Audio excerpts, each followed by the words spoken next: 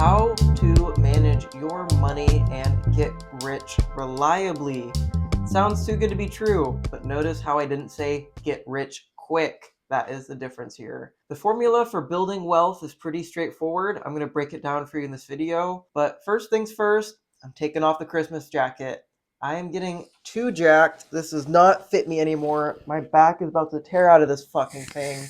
Let's get it done. Oh, I can't even get out. Let's go.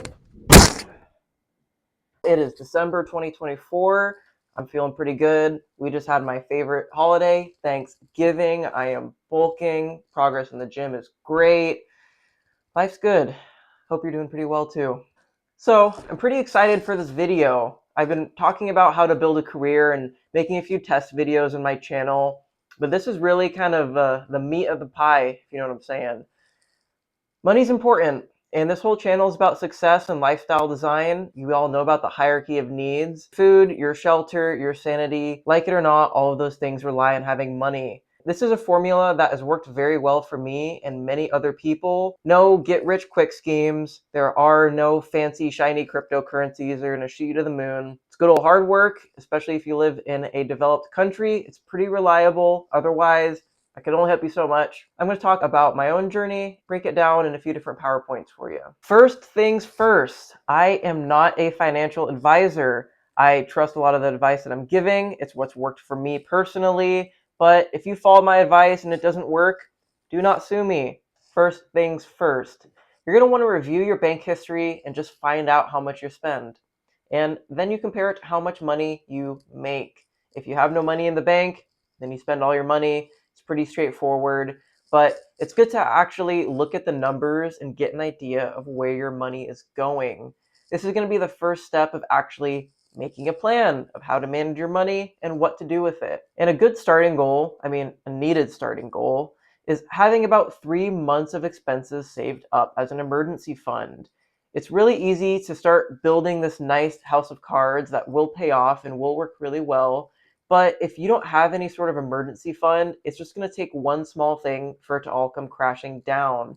The bank doesn't care why you missed your mortgage payment or how much money you make. If you don't have enough in the bank to shelter the storm and to get through a rough time where you lose your job, you have unexpected bills, things like that just happen, it's all going to come crashing down pretty damn quick.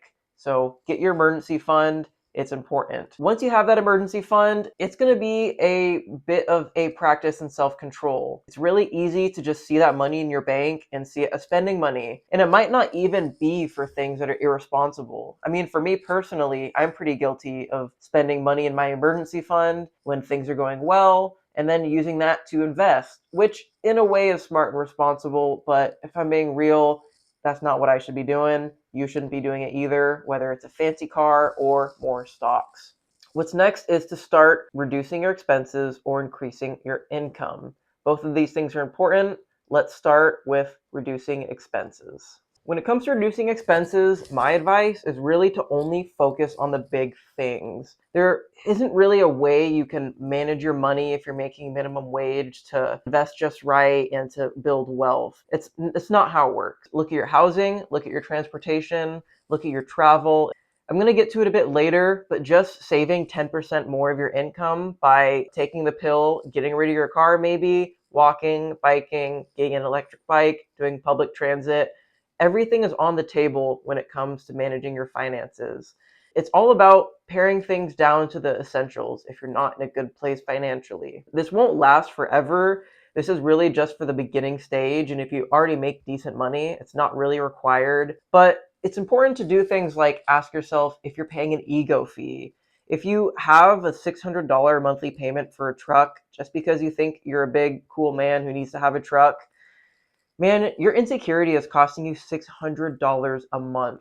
You could have another car that serves your needs. Yeah, you can't show off and let the neighbors know that, look at me, I have a middle-class job. Get an idea of the big picture, pare things down to the essentials. Don't pay that ego fee. Real power, you see, does not need to flaunt. A good book that talks about this, honestly one of my favorite books, is Early Retirement Extreme by Jacob Lund Fisker. Jacob Lund Fisker. I don't know, he's from one of those Nordic countries. I don't really know how to say that. Anyways, it's a great book about how he personally had the means to live a luxurious life, but he didn't, and he pared it down pretty extreme, given the name. And living in a first world country, it's still a pretty good way of life, especially if you practice mindfulness and appreciate what you got. And on the flip side, at least for me, it feels kind of like one of those survival games like Minecraft where you start out with just your bare hands and a shitty pickaxe, and every small upgrade and life improvement really starts to feel impactful. I'm a Stoic at core when it comes to Stoic philosophy. It's an uppercase S, not a lowercase, but I'll get to that in a different video. And for me, this kind of encapsulates Stoic philosophy, looking at what you need and separating that from what you want. And in the long term, again, you're not going to be living like a monk. You're not going to be living with your heating off. The main thing in the long term you're going to want to focus on is increasing income. That is a much important part of the equation. Let's get to that next slide. Just starting out of the gate, building your financial situation, focus on a career. No, you cannot coupon clip your money out of poverty. But if you're decently smart and you live in a first world country and you have any free time on your hands, you can make more money. So, a side hustle or a second job can be an effective strategy in the short term, but really it's not very sustainable in the long term. But just having one day job that is the core of your income, you can focus on, that is going to be a great way to start building your wealth. And I have a video all about how to do this. Check that out. Eventually, you're going to want to invest, and this is going to be a very reliable way to diversify your income. So you don't rely on an employer in a job for the rest of your life. But in order to invest, you need to have that emergency fund already to weather the storm when bad things happen, and you need to have extra money to put in investments. Why should you invest? Your job and industry could go away at any time. You see statistics that talk about how the average American lives paycheck to paycheck, but there's also plenty of Americans that are still left in the middle class, although it is shrinking. And they also tend to live paycheck to paycheck. Usually it's because they do things like they pay that dumb ego fee to get a fancy watch or a fancy car, bigger house than they could ever need. Instead of doing these things, you could start buying your time back. If you pare things down to the essentials, you focus on building up your income, you focus on having some extra to put away at the end of the month, you could start working towards a state that is known as FIRE on the online community. This is financial independence, retire early. It's really just the idea that you have enough money where working is optional. And you don't really even need to retire early. I mean, it just gives you options. Even if you like your job, you could work at a coffee shop if you want, because you're not worried about if you're able to retire. You could volunteer. You could start a business because the financial risk isn't going to make your kids go hungry. You could go off grid. You could start a farm. It really just gives you everything you need to make your dreams come true.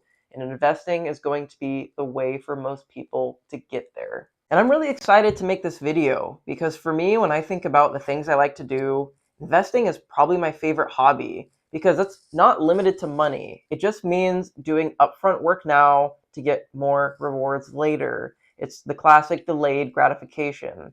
For me, I like weightlifting and building up my physique, and a lot of people describe that as delayed gratification made into a sport and a hobby. And I like it because you can deal with a more difficult life where you have less free time and you have more obstacles than the next person next to you who's not working on building towards something. But at the same time, the rewards keep coming exponentially and your life gets easier over time. But then you're still a tougher and more capable person. For me, I think that little loop is pretty satisfying and one of the things that just makes life worth living. Gardening, working out, mindfulness, to me, all of that is investing. But this video is only going to focus on the financial aspect, but I'm going to hopefully touch more on this in my broader channel because I'm really trying to make this all about holistic lifestyle design. All right, in that last slide, I mentioned that investing doesn't need to be risky or complicated because it's really not. You want to focus on really at your core, buying things that give you more money while trying to avoid things that lose value. Another reason why that sort of ego tax I talked about is so harmful to your financial wellness.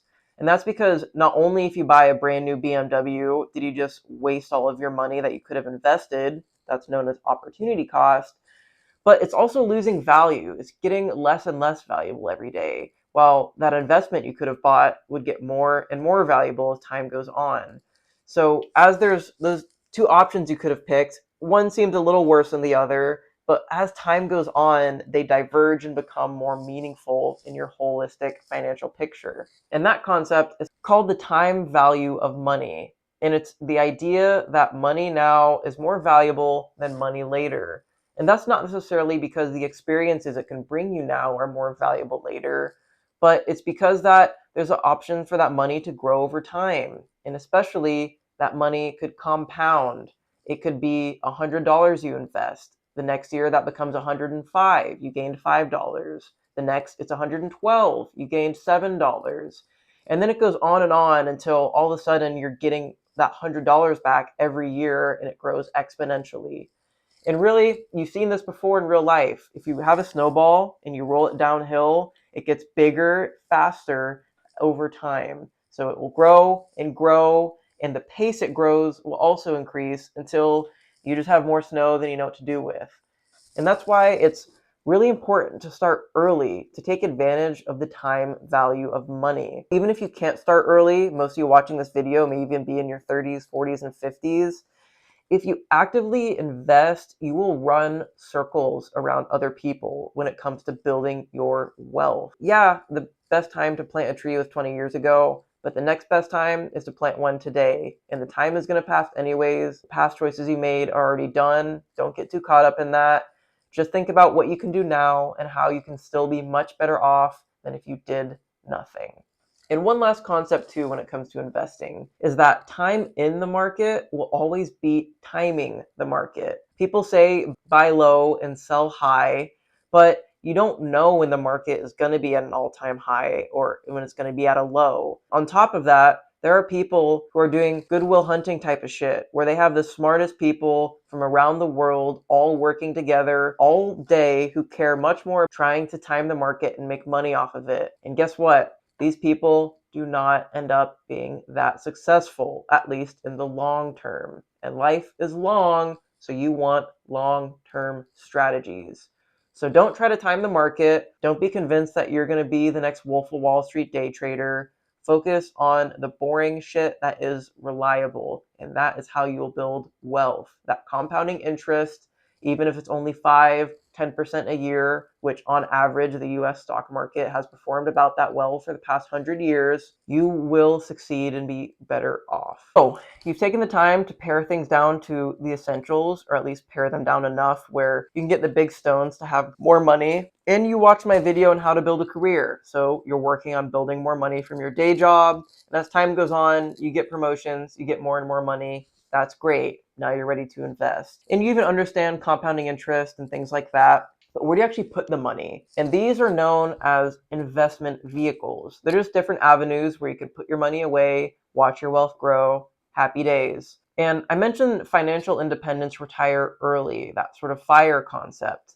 There's a whole Reddit community out there. If you don't know, Reddit is just a website where a bunch of nerds will gather around a topic and post about it.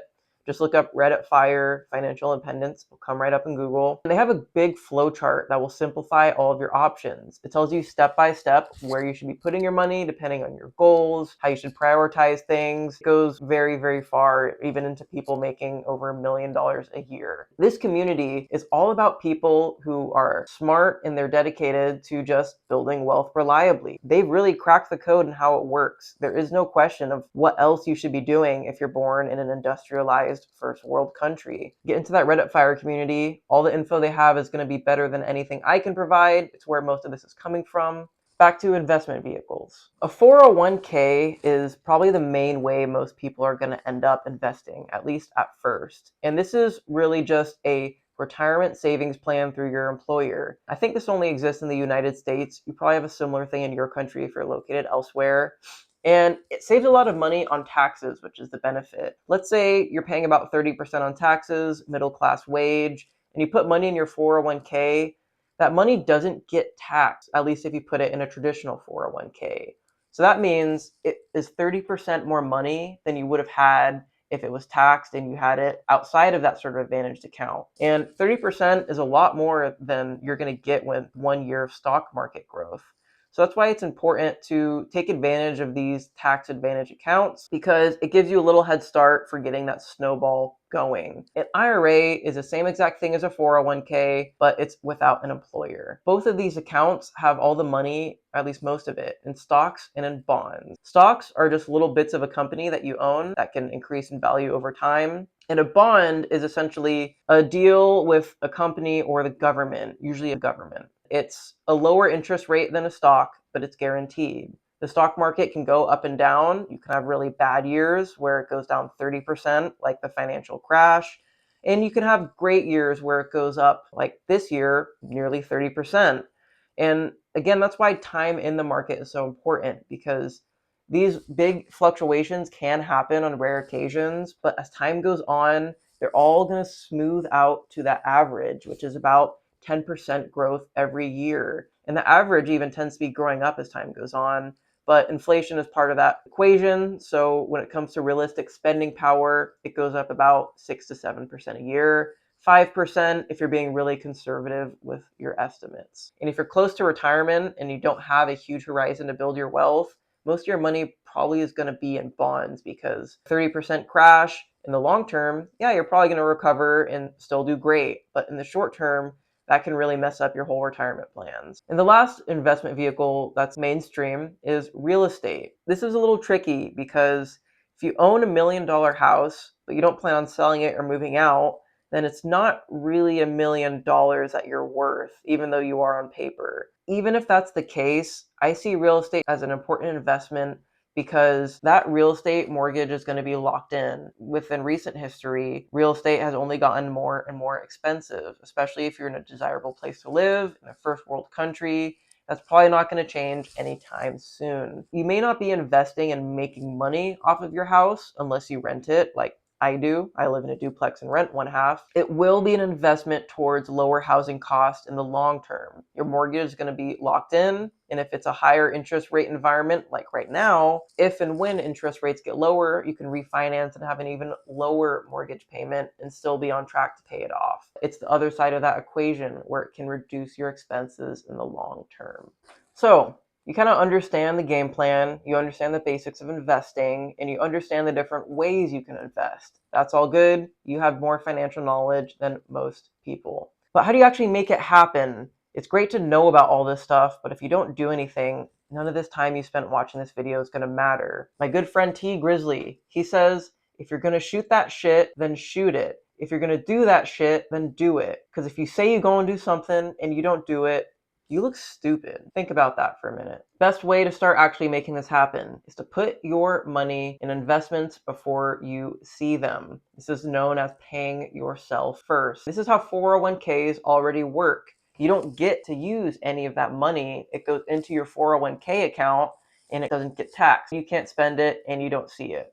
For me, ever since I had a decent paying job, and honestly, even when I was making minimum wage, I was taking advantage of these accounts. It's like a future tax where you're always living a bit below your means or very much below your means. You get used to it, you know? Like, I could spend more money to go out and I could spend more money to have fancier things, status symbols, dumb ego tax stuff to show off, but I don't care about that. I care about having more time and building that long-term wealth. So one day I will have more money than I could ever possibly spend. The benefit of living this way is that not only do you get used to a lower standard of living than what you could spend, or at least finding ways where your standard of living doesn't change, but you're spending not as much as the next guy, you also have that extra money to invest. So it's a double whammy. You're spending less money and you're building your investments faster. And that's why the savings rate is the most important variable when it comes to these financial plans and building long-term wealth. Before we get to the savings rate,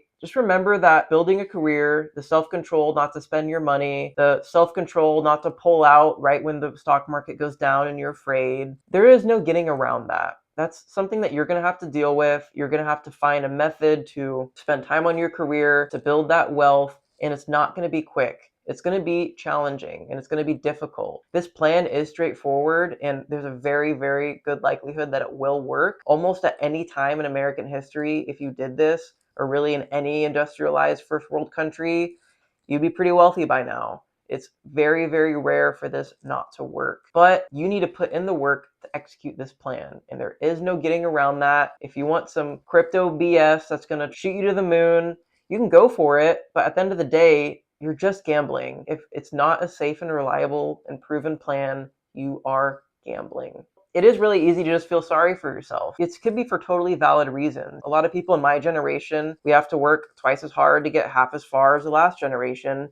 And that sucks, especially when it comes to housing. But good to be a bit mindful here. At least that's what helps me. Yeah, it is not as great as the last generation, but I'm lucky enough to have a brain that works pretty well. I live in a first world country, and I have the opportunity to build wealth if I'm willing to put in the work, put my brain to work, maybe jump through some annoying hoops and work on emotional self-control. I could tell myself that it's the worst thing ever, but like, what's the point of that? Am I really just gonna sit around all day lamenting about how I wasn't born in the wealthiest country in the world in the most prosperous time in human history, and I'm just a rung or two below that? I think that's kind of lame personally. You do you. Here, we're trying to solve our problems. So let's get back to that savings rate. I'm going to show you some cool stuff about why that is so important. To put this into perspective, check this out. When you're retired, there's a withdrawal rate. That's how much money of your total assets that you spend every year in retirement. In the financial independence community, 4% is considered a great target because it will last you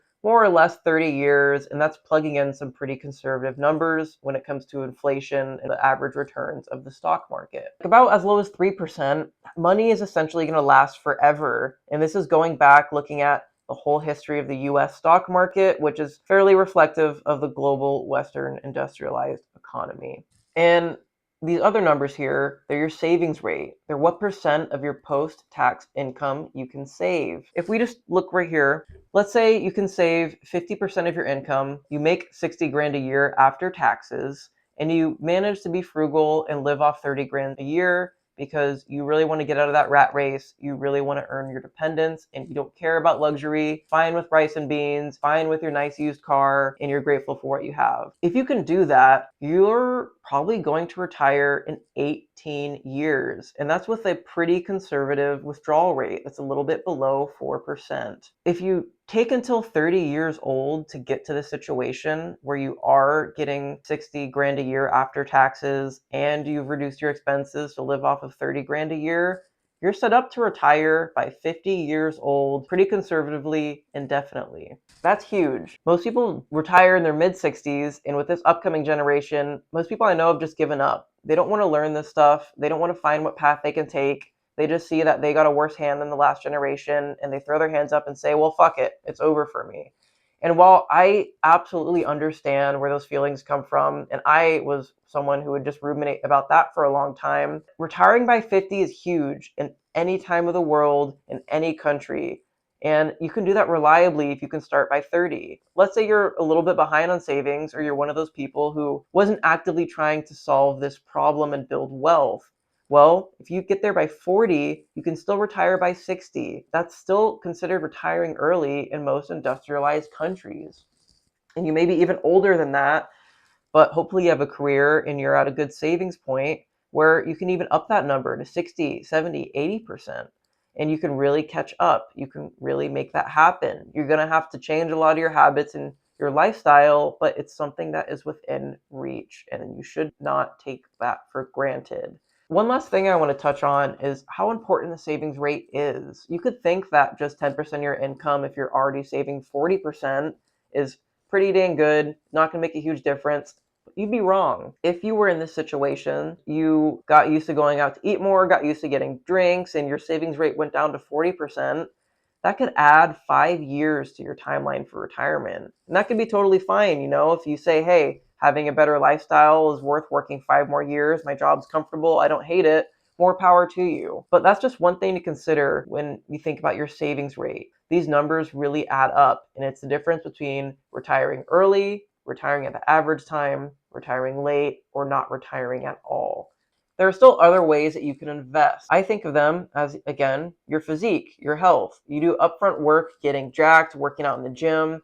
it's a quarter of the work to maintain that. Your finances work very similar. And if you're really interested in having nice things to show off and that ego tax is really hard for you to shake off, you can at least channel into other things like buy it for life sort of items. These are things that normally are not reusable. They don't really add value over time or they lose value, but you can buy them for life, like high quality clothes that you're not going to switch out when the next trend changes. I personally use reusable tissues, and that saved me a ton of money. I use rechargeable batteries. I use an electric candle lighter that I can recharge. And these are all different little ways where you can save money in the long term. And you can also have less of an environmental impact if you care about that. The book I mentioned earlier, Early Retirement Extreme, it's actually a book that is a climate change preparedness guide in disguise. People say that we're going to run out of water, that we're going to run out of energy, and the climate's going to ruin everything, and we're going to have to get used to living with less and less. And even if that stuff does all pan out, you want to be doing the same exact things as building wealth. And that book really breaks down how you make that happen.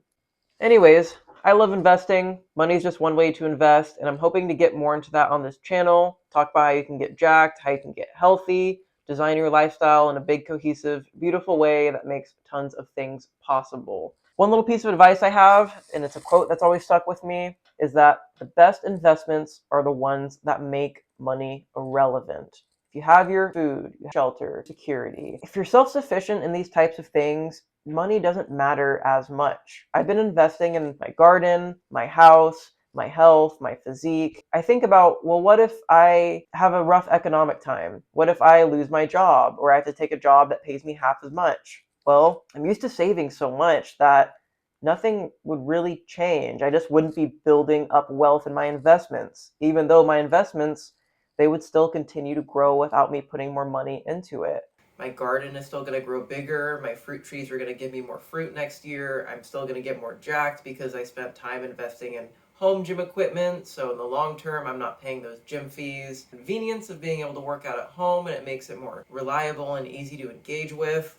And you can kind of get an idea of why it's so important to live this sort of lifestyle. It sets up a life where at its core, tomorrow is going to be better than today. That's really what investing is all about. That sort of thing, it really helps you sleep at night. It's a good way to have a nice perspective about your finances and building wealth and building this nice lifestyle that isn't just materialistic or trying to show off. But regardless, remember that the best investments are the ones that make money relevant.